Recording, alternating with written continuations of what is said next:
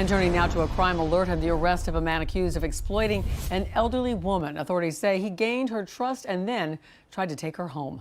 A Local 10 News reporter, Andrew Perez, he's been following schemes like this one. He joins us live from Miami with the latest arrest. And you just hate to hear about these stories.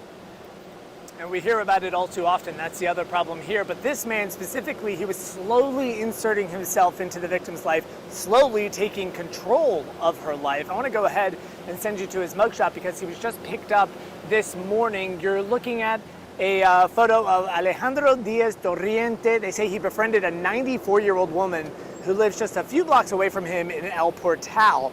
The victim had lived alone for about 34 years, was later deemed incapacitated and everything, so neighbors got involved with helping her out because they've known her for so long.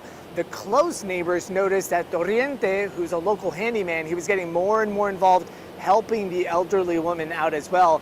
But they started seeing a few red flags, ultimately learned with investigators that he defrauded her out of almost 20 grand, added himself to her home, would literally drive her to the Social Security office and to banks to reroute money. They say he really got involved at the height of isolation, the COVID-19 pandemic.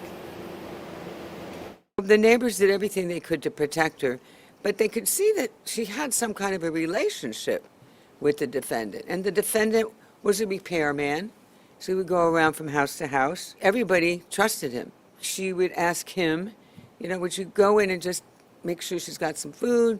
Here's some groceries.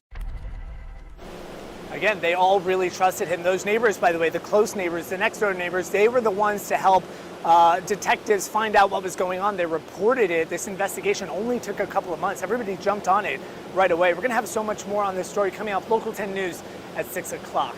We're in Miami. I'm Andrew Perez, Local 10 News.